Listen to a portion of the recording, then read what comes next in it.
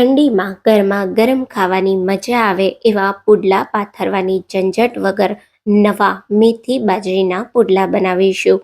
આ પુડલા બહારથી એકદમ જાળીદાર ક્રિસ્પી, અંદરથી ખાવામાં એકદમ સોફ્ટ બનશે. આ પુડલા અંદરથી બિલકુલ કાચા નહીં રહે એવી સિક્રેટ ટ્રીક સાથે બનાવીશું. એ એકદમ ટેસ્ટી, ખાવામાં સોફ્ટ અને જાળીદાર. આ પુડલા એકવાર બનાવી લેશો ને તો ગેરંટી છે અઠવાડિયામાં 4 વાર બનાવશો. તો hello friends, welcome back to foods of fitness. હું છું અંકિતા વણજારા અને ચાલો રેસીપી શરૂ કરીએ. તો હવે સૌથી પહેલા નવી રીતે એકદમ ટેસ્ટી એવા મેથી બાજરીના પુડલા માટેનું બેટર બનાવીએ. તો અહીંયા મેં 1 વાટકા જેટલો બાજરીનો લોટ લીધો છે.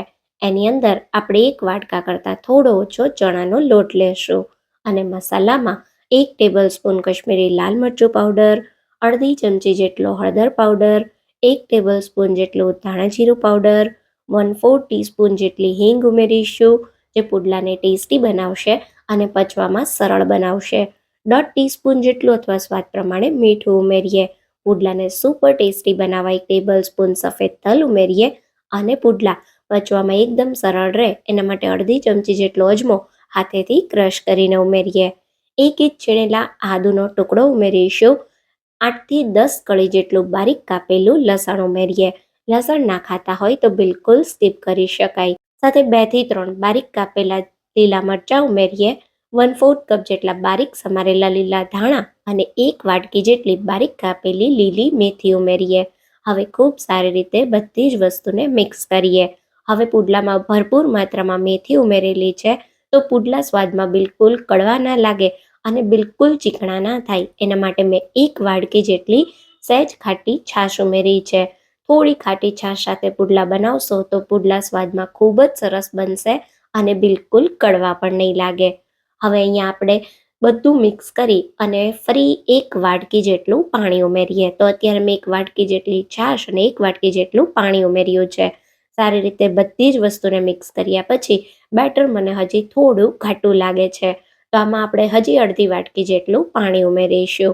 તો લોટની ક્વોલિટી પર ડિપેન્ડ કરે કેટલું પાણી જોઈશે, પણ અંદાજથી અઢી વાટકી જેટલું પાણી કે પછી છાશ લેવાના છે.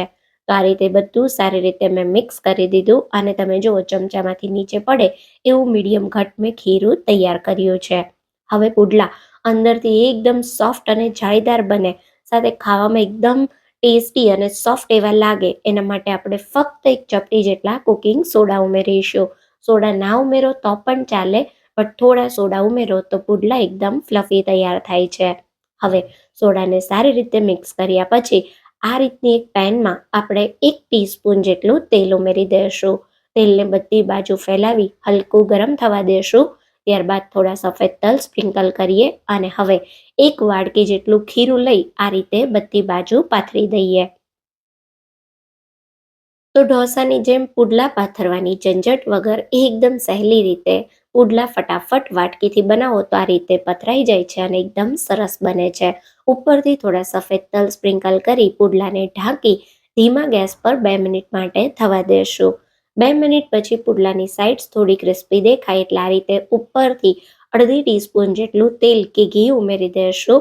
સાઈડને આ રીતે સ્ક્રેપ કરી લેશું અને હળવા હાથે પુડલાની સાઈડને પલટાવી દેશું. તો તમે જુઓ ખૂબ સરસ પુડલાનો કલર આવી ગયો છે અને એકદમ પરફેક્ટ પુડલા તૈયાર થયા છે.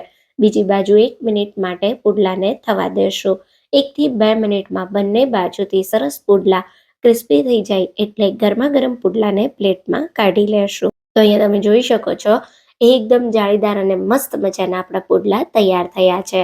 તો આ જ રીતે આપણે બીજા પુડલા પણ બનાવીએ. તો ફરી પેનમાં 1 ટીસ્પૂન જેટલું તેલ ઉમેરીએ, થોડું ફેલાવી સફેદ તલ સ્પ્રિંકલ કરીએ. વાટકીથી આ રીતે 1 વાટકી જેટલું બેટર બધી બાજુ ફેલાવી દઈએ. ઉપરથી ફરી થોડા સફેદ તલ સ્પ્રિંકલ કરી ઢાંકી 2 મિનિટ પુડલાને થવા દઈએ. 2 મિનિટ પછી આ રીતે ઉપરની સાઈડ હલકું એવું તેલ લગાવી પુડલાને બધી સાઈડથી સ્ક્રેપ કરી અને આ રીતે સાઈડને પલટાવી દઈશું અને બીજી બાજુ પણ 2 મિનિટ જેવું પુડલાને થવા દઈએ.